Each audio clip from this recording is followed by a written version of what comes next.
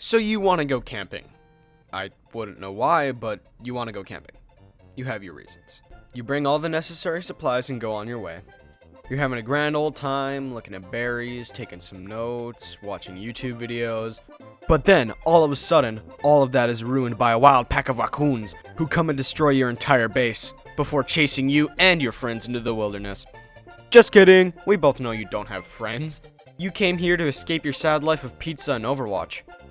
And unfortunately, it's turned into a sad life of nuts and hunting. Don't worry though, because I'm a trained forestologist, and I've watched every episode of Bear Grylls. So I think I'm more than qualified to give you these epic tips to survive the wilderness. The first step to survival in the harsh environment of the wilderness is to see what resources you have. In your case, all your supplies was destroyed by the wild raccoons, and then eaten by the roaming platypus bears looking for their next meal. So let's take a look at what you do have. A pair of clothes, unless you came naked, which I do not recommend, and hopefully a knife or machete. The second step to surviving would be to build a shelter and fire.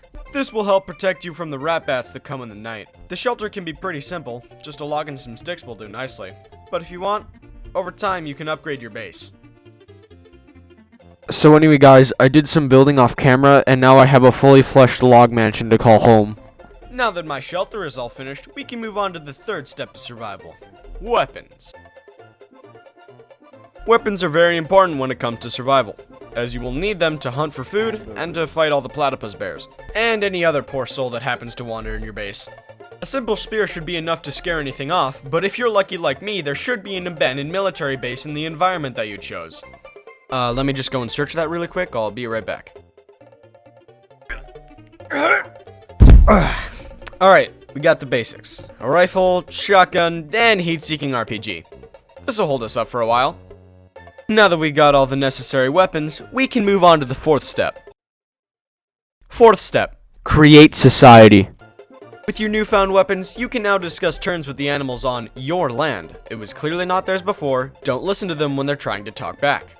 Remember to go through the excruciating process of terms and conditions, and make sure they actually read the entire thing instead of just clicking continue and calling it a day.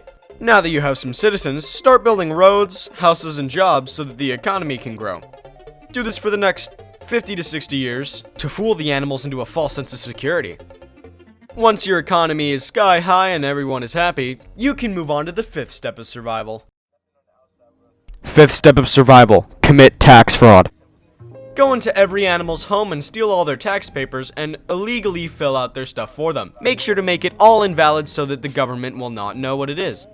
Since every animal will be accidentally committing tax fraud, the economy will go down at an absolutely devastating rate, thus killing all the animals in the process. And if there are still some rich animals who survived, you can use that heat-seeking RPG we found earlier.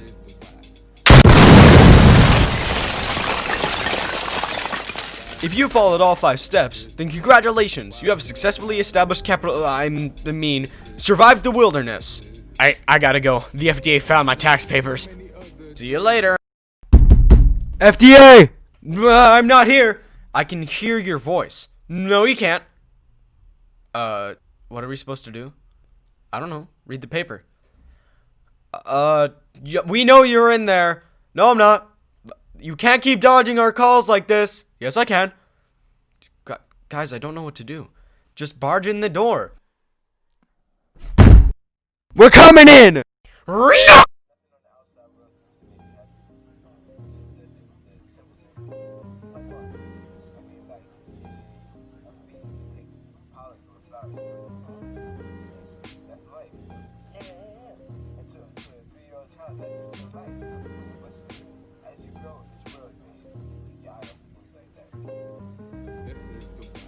Wild and wild, this is the wild, wild and wild, this